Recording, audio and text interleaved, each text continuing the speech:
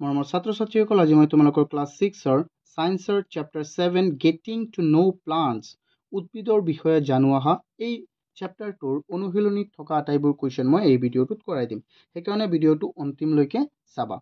আমি কুৱেশ্যনবোৰ ওলাও So ইয়াত আমাক কৈছে কাৰেক্ট দ্য ফলোইং কুৱেশ্যন 1ত কৈছে correct the following statements and rewrite them in your notebook কৈছে তলৰ স্টেটমেণ্টবোৰ মানে যিকেইটা আমাৰ উক্তি দিছে এই উক্তিবোৰক কি কৰা প্ৰথমে শুদ্ধ কৰা আৰু তাৰপিছত তোমালোকৰ টোকাবহীত লিখা চ' আমাৰ প্ৰথমটো কি আছে আমি চাওঁ ইয়াত চোৱা আমাক কি দিছে এ নম্বৰত দিছে stem absorb water and minerals from the soil মানে কি তোমাৰ ষ্টিম মানে কি কাণ্ডই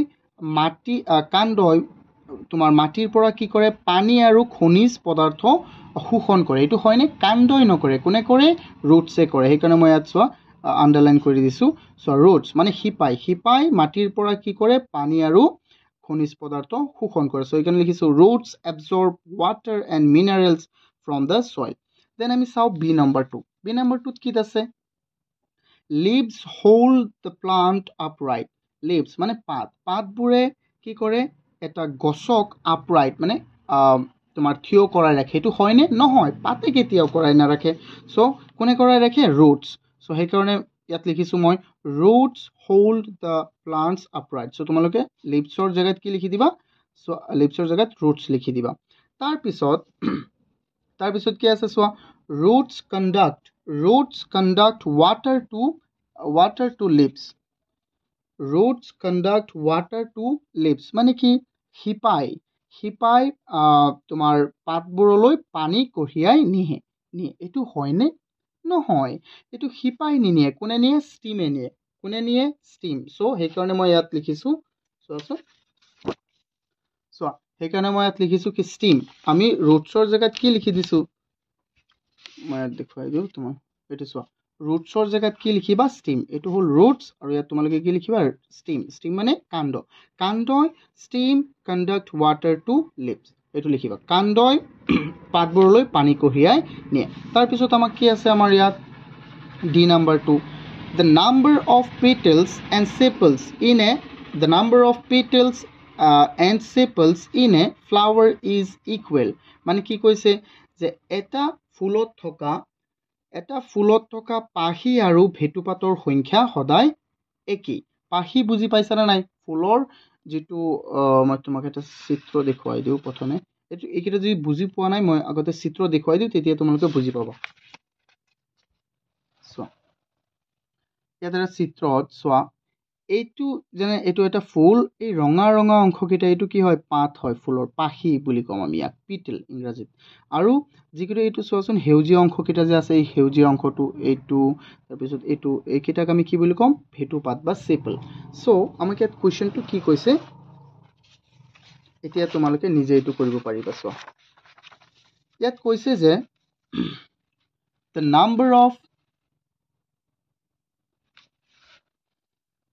number of petal and sepal in a flower is equal অৰ্থাৎ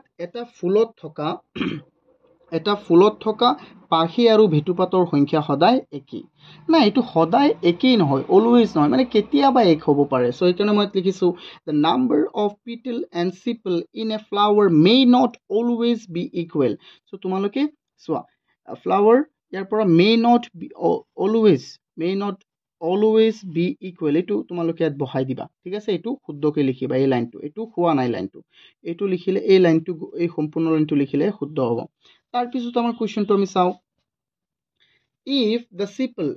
if the sepal of a flower are joined together যদি এটা ফুলৰ sepal মানে কি আছিলে ভেটুপাতবোৰ কি হয় জইণ্ট হৈ যায় টুগেডাৰ মানে আটাইবোৰ প্ৰতিটোৰ লগত সংলগ্ন হৈ যায় its petal also joined together তেন্তে তাৰ পাহিবোৰো কি হ'ব একেলগে জইন হ'ব এইটো হয়নে না এইটো হ'ব পাৰে কেতিয়াবা এইটো নহ'বও পাৰে চ' সেইকাৰণে আমি ইয়াত লিখিছোঁ চ' if the sepals of a flower are joined together its petals are not necessarily joined together তেন্তে এইটো জইন যে হ'ব সেইটো কোনো কথা নহয় চ' এইটো not necessarily তোমালোকে ইয়াত এপ্লাই কৰি দিবা চ' are not ইয়াত if petals are not necessarily joined together. So এইটো তোমালোকে ইয়াত লিখি দিবা তাৰপিছত আমি চাওঁ কুৱেশ্যনটো ইয়াত কৈছে F নম্বৰত if the petals of a flower are joined যদি তাৰ কি হয় পিটেলছবোৰ জইন হৈ যায় অৰ্থাৎ পাহিবোৰ জইন হৈ যায় then the pistil is joined to petal তেন্তে তাৰ pistil মানে কি আকৌ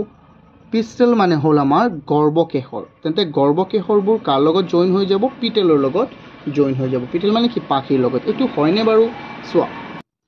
তেন্তে এইটো যে হ'ব তেনেকুৱা কোনো কথা নাই সো সেইকাৰণে মই ইয়াত লিখিছোঁ if the petals of a flower are joined together then the pistil is not necessarily joined to the petal তেন্তে এইটো যে জইন হ'ব সেইটো কোনো কথা নহয় নেসেসাৰি নহয় ওকে সো সেইকাৰণে আমি ইয়াত লিখি দিছোঁ এইটো তোমালোকে এইটো লিখি ল'বা এই লাইনটো সম্পূৰ্ণকৈ লিখিবা তোমাৰ যেটো কেই নম্বৰত আছিল আমাৰ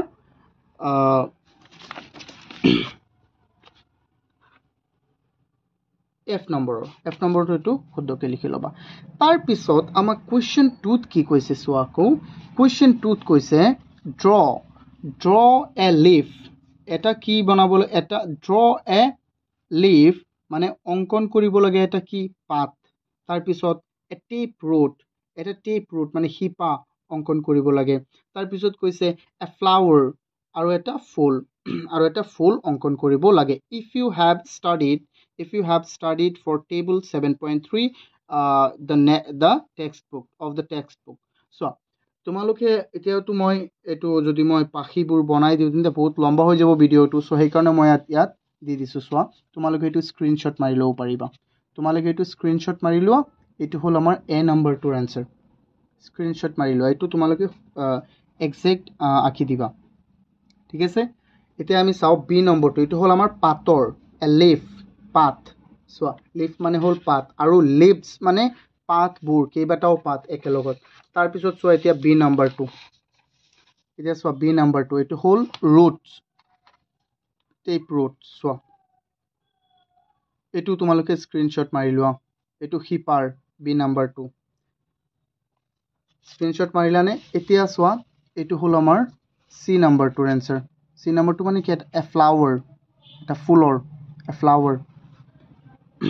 ফ্লাৱাৰ এটো স্ক্ৰিনশ্বট মাৰি লোৱা এটো একেটা তোমালোকে এক্সাক্ট আকি দিবা ঠিক আছে এতিয়া আমি সাম কোৱেশ্চন 3 চোৱা Question 3 tamak koise can you find a plant in your house or in your neighborhood which has a long but weak stem write its name in which category would you like to classify it মানে কি কৈছে তুমি তোমাৰ ঘৰত বা তোমালোকৰ ঘৰৰ ওচৰ সুবুৰিয়াৰ কাৰোবাৰ ঘৰত তোমালোকে এনেকুৱা কিবা এটা গছ দেখিছানে যেটো বহুত দীঘল কিন্তু তাৰ কাণ্ডবোৰ কি হয় বহুত উইক হয় মানে উইক মানে কি দুৰ্বল সো যদি পাইছা তেন্তে ইয়াৰ কি লিখা নামটো লিখা আৰু এইটুক তোমালোকে কোনটো শ্ৰেণীত অন্তৰ্ভুক্ত কৰিবা হেতু লিখা সো মানে এনেকুৱা কি জান সোৱাচোন এটো লতা জাতীয় তোমালোকে বস্তুটো ভাবি সোৱাচোন হয়নে নহয় যেনে তোমাৰ তিয়হৰ গছ হয়নে নহয় সো এইকাৰণে মই লিখিছো yes we find a cucumber plant in our house which has a long but weak stem হয় আমি এটা বিচাৰি পাইছো কি কুকুম্বাৰ মানে কি তিয়হৰ গছ যেটো নেকি বহুত লম্বা কিন্তু তাৰ স্টেম তাৰ কাণ্ডবোৰ বহুত কি হয় দুৰ্বল হয় we would classify it as a climber মানে কি climber মানে হল আমাৰ লতা জাতীয় বস্তু তেন্তে তাক আমি কোড ক্লাসিফাই কৰিম কোনটো শ্ৰেণীত অন্তৰ্ভুক্ত কৰিম লতা জাতীয় বস্তুৰ শ্ৰেণীত অন্তৰ্ভুক্ত কৰিম তাৰ পিছত চোৱাচোন আমি কোৱেশ্চন 4 টো লৈ যাও কোৱেশ্চন 4 ত আমাক কি দিছে কোৱেশ্চন 4 ত আমাক কৈছে যে সো এইটো question 4 what is the function of a stem in a plant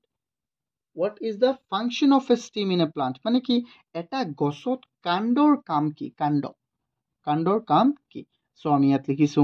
the main function of a stem in a plant are so the conducts water and minerals to the leaves and the other parts of the plant attached to the stem মানে কাণ্ডৰ লগত কাণ্ডই কি কৰে পাতবোৰলৈ কি কৰে পানী আৰু খনিজ পদাৰ্থৰ যোগান দিয়ে আৰু তাৰ কাণ্ডৰ লগত লগ লাগি থকা আন অংশ গছৰ আন অংশবোৰতো কি কৰে এই বস্তুৰ জৰুৰী বস্তুকেইটাৰ পানী আৰু খনিজ পদাৰ্থৰ যোগান ধৰে। এতিয়া আমি চাম তাৰ 2 নম্বৰ আমি আৰু এটা এইটো কি এইটো আছিল আমাৰ 1 নম্বৰটো হয়নে নহয় এইটো হ'ল আমাৰ 1 নম্বৰটো এতিয়া হ'ল এইটো 2 number steam also transport foods made by the leaves to different parts of plants মানে কি কৰে পাতে যিবোৰ খাদ্যৰ উৎপাদন কৰে গছৰ পাতে যিবোৰ খাদ্যৰ উৎপাদন কৰে কাণ্ডই কি কৰে সেই খাদ্যবোৰক গছৰ আন অংশত কি কৰে বিয়পাই দিয়ে মানে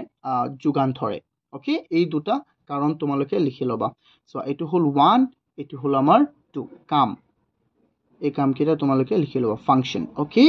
এতিয়া আমি চাও কোৱেশ্চন 5 Question 5 আমাক কি দিছে সোয়া